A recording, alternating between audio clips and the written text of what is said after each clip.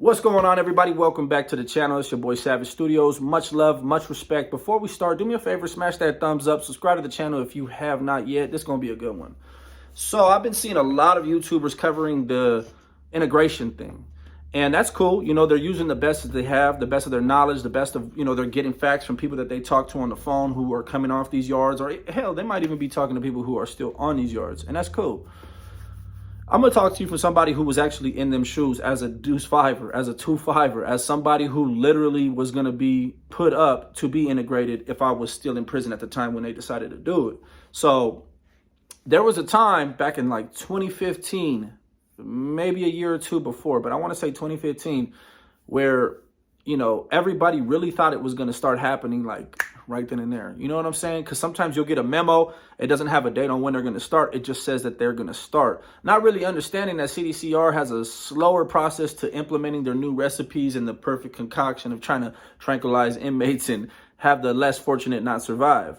Now, what I do want to say is that when I would gauge people's interactions when we talk or we'd talk about what it would be like, I never gauged any sense of weakness, any sense of fear, any sense of nothing. Like, and 100% I felt it.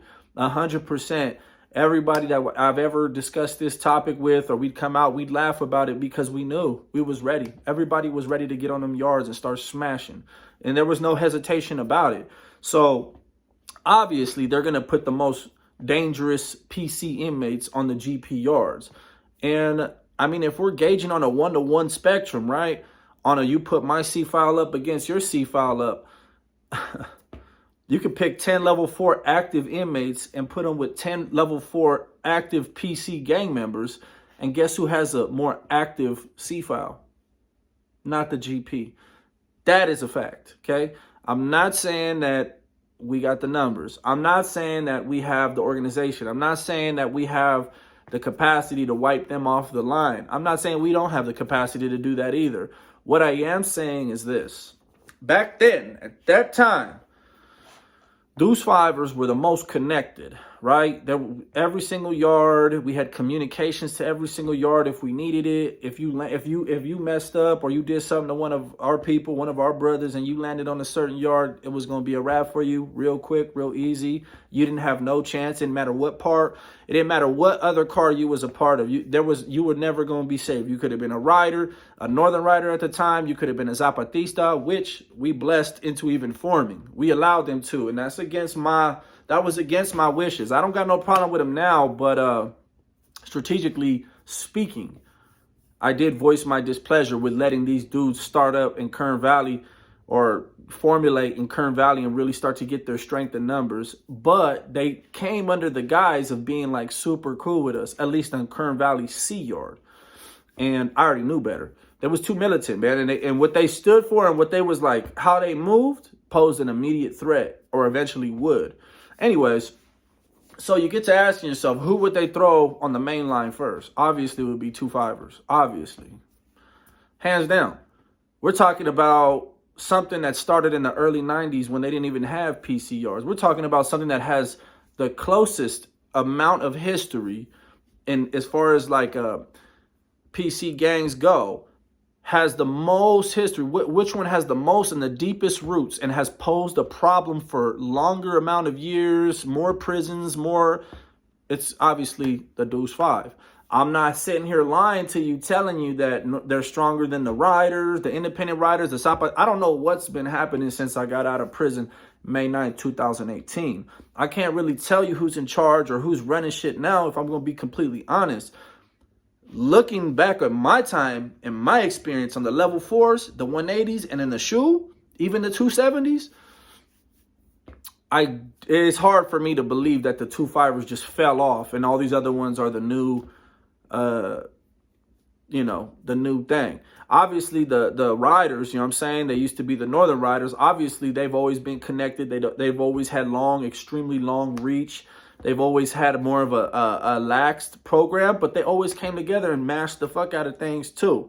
So, I mean, if it's anybody, it's going to be them who took over the game. If we personally talking about it, from my experience, Even up until the day that I paroled, it was just a matter of what yards you was on. Because I'm telling you, you could hold down to Hatchapie, you could hold down Kern Valley.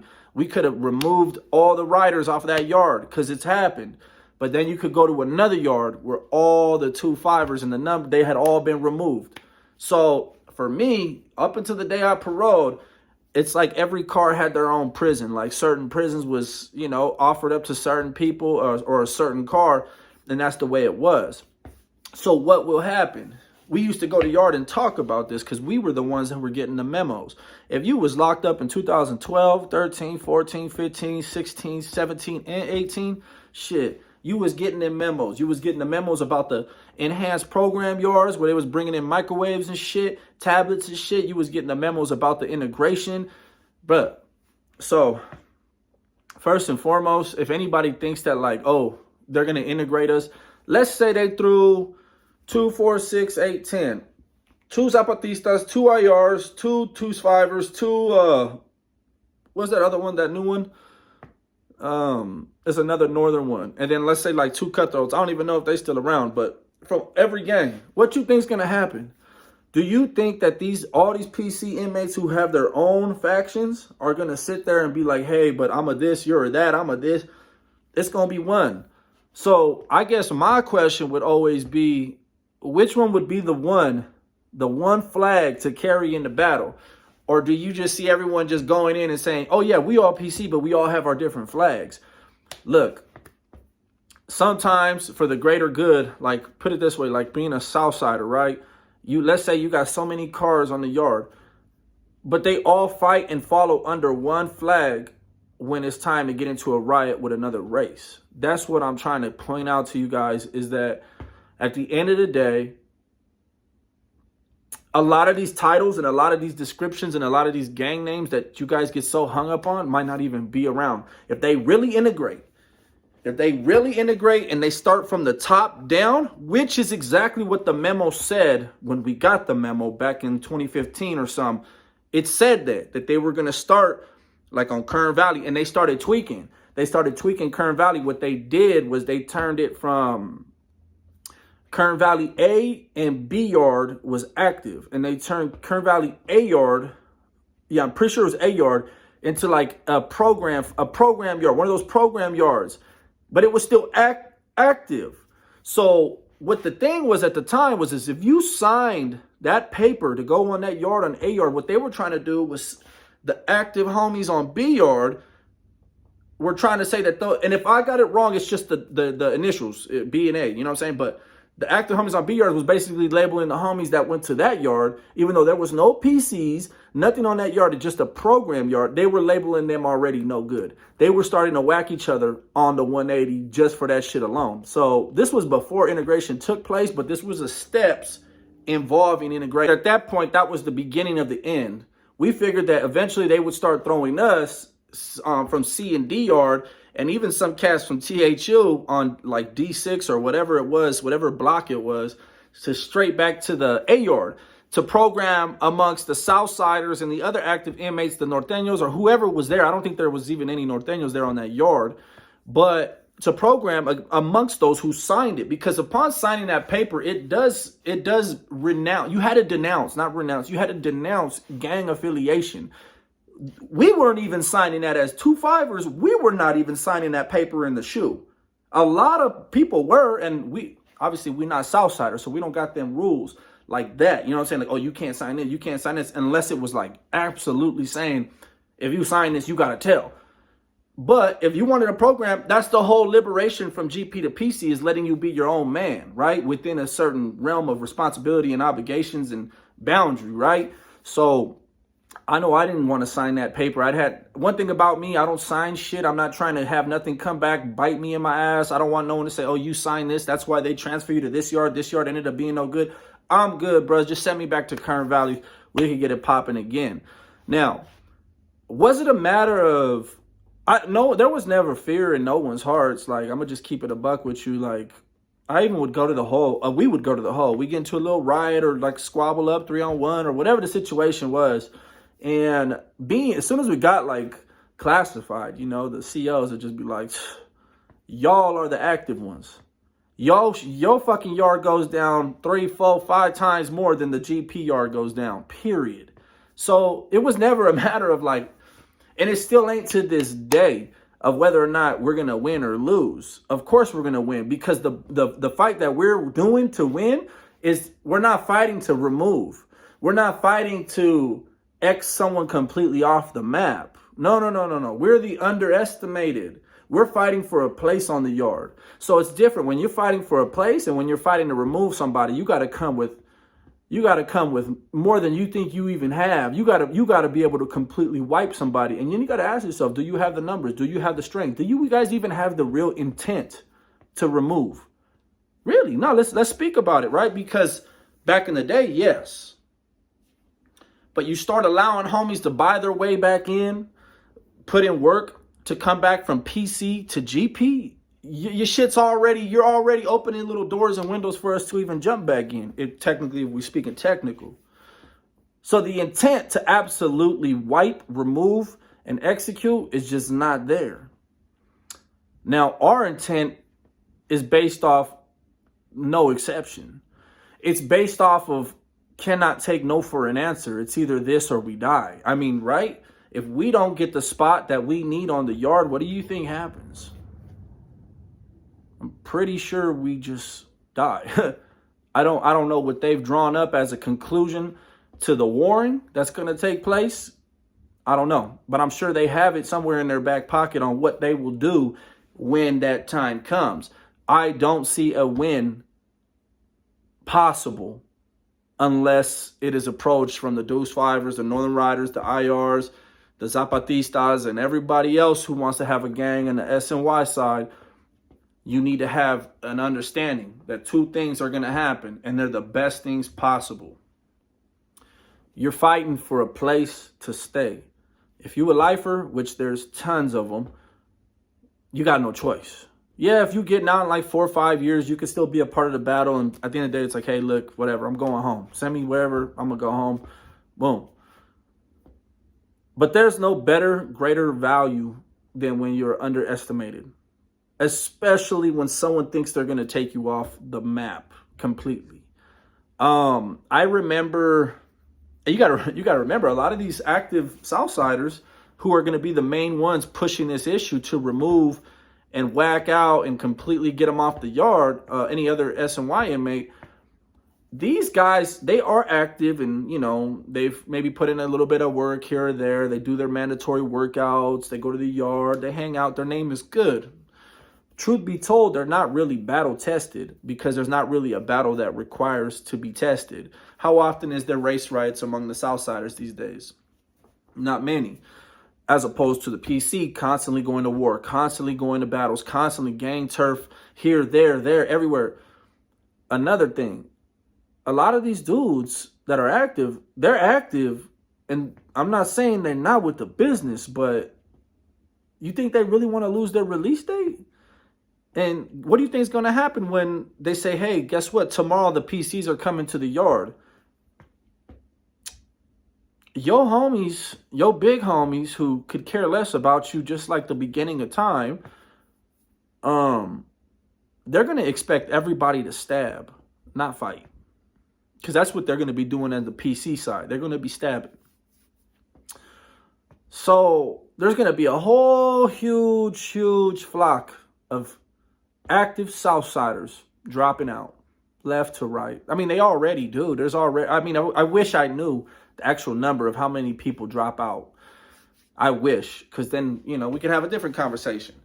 But I think if you think that they wouldn't drop out, you're lost in your head. You don't know what you're talking about, because everything's cool and fun. It's easy to be active until your release date is on the table. Once your release date's on the table, well, shit. Oh, I would do this though. I would throw. Have you thrown one away so far? Have you thrown do you know what it feels like to lose a release date? Do you know what it feels like to really disappoint your family, your kids, your baby mama, your wife? Or they not built for that. Yeah, they could take an ass whipping, and they even probably might be down to, you know, shank somebody. They won't be down to have their wife leave them and go start fucking the homie down the street. They won't be down to not see their kid for another 3 to 5 years, maybe longer, if they decide to, you know, take somebody's wind for the cause. So I foresee a huge mass amount of dropouts happening from the active side. And I do see a lot of bloodshed. I do see a lot of war coming back and forth, back and forth, back and forth. But I do see an inevitable win for the SNY movement. And the SNY movement is not the 2-5. It's not a IR, it's not riders, it's not zapatistas. It's a movement all in its own under one flag. And you see, no matter how much people want to like fight it or say they wouldn't do it, like, hey, I'm a 2-5er, and if I go to the active yard, I'm not gonna be like, oh yeah, we're all clicked up as one. I'm gonna keep repping 2-5. I get what you're saying. I understand your like energy and your motivation and shit, but it's really all under the flag of SNY PC. It's for that big movement to be respected enough to be accepted onto that yard. After that, all the fucking titles, whatever you want the name of your shit to be, whoever you guys want to branch out again and have 1,000 different fucking gangs on one single yard, then go ahead and go for it. Understand that as you go into battle, though, it's under one collective flag. PC, Dropout, whatever. Because they're not going to throw it. This is not for chomos and rapists and none of that. This is straight up collectively for dropouts. For gang dropouts. People that had a dope debt. People that just rolled it up. People that probably did tell on people, but there's no paperwork. Yes, there's gang dropouts in every single form and fashion. People that just got done dirty. People that got stabbed in the back. People that politicked until it bit them in the ass. People that were working on a certain table. Table went down. You got to go with it. There's all kinds of reasons why. You could have hit the wrong person and now you done, right? You could have ordered the wrong hit on somebody and now you done. So all of these dudes that are dropouts are going to be the ones who are going to be caught in the battle. It's just that simple. And, well, I mean, I felt like I should jump on here and give you guys my thoughts on it, because I used to go to yard and ponder this shit with the homies. Like, hey, man, we was hungry. I don't know what it's like now, but this is back in 2015 and 14 and 13 and all the way up. Like, we was hungry, bro. Like, and I'm pretty sure everybody else is still hungry in there. I don't think the appetite is quite starved or quenched. And yeah, so I had to get on here and let you guys know what the truth of the matter is going to be. And I hope everybody who's got something stupid to say, I predicted this shit on a lot of videos already. If you keep going back, I talked about this shit a long time ago. Over a year ago, I done covered this topic about what would happen when the battle is being lost and negotiations start happening. We start talking about money, taxes. What would we think about being taxed? Would we agree to being taxed? These are all negotiations that will happen. If you've never been on a level 4 180, you don't understand. With the presence of CDCR, negotiations can always be held between two different gangs. I've seen people sat down at the same table in cuffs, in the shoe, to discuss their people's problems and see if we can get it solved. I foresee that happening. I foresee a zero toleration to any taxation of any kind. I do foresee a certain setup of maybe rules, regulations, and boundaries, but I do honestly foresee, with everything that I have in me, a yard with Southsiders, Deuce Fivers, or maybe just a PC collective under a whole new flag altogether. No more riders, no more Deuce Fivers, no more. It's got to be something that's one collective clump. Because I don't know any yard that's going to have Deuce Fivers, Northern Riders, Independent Riders, Zapatistas, Sureños, Whites, Blacks. It ain't going to happen. I don't see how it could even be possible. That's just too. That is like trying to stick a size 15 foot in a size 6 shoe. I don't see that happening. But I do foresee the PC collective allowed to stay on a certain yard, and it's going to be super strict rules. The PC is going to be on top of their own PC's neck. You're going to have to operate a certain way, and then you're going to see what's going to happen. It's going to be a full circle, like I always knew it would be. You're not going to be able to tell the difference between a Deuce Fiver or a Southsider, a PC or a GP. They're going to have the exact same politics. They're going to be in the exact same competitions that it all started out with. Who can work out better? Who can make more rules? Who can get who whacked more? Who's more with the business? Who's more low-key and strategic? And before you know it, the battle of SNY and GP is going to be a long, distant memory. And it's going to be started up the way that they really wish they would have. Where PC is only allowing chomos and rapists and those kind of motherfuckers. And everyone else is going to have to deal with a place in a world that does not have PC anymore. There's not going to be an option to go from PC. You're going to be able to go from yard to yard to yard. But guess what? You're going to be dealing with active dropouts. I know it's a very, very huge direct contradiction. But then again, prison politics are only that. We go to prison to follow rules. We don't follow rules so we can go to prison to follow rules. That's already the contradiction right then and there. To take orders from another man who ain't even from our fucking gang.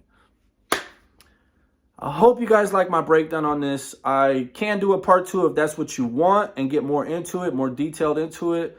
But I thought this would be a good one for now. Peace.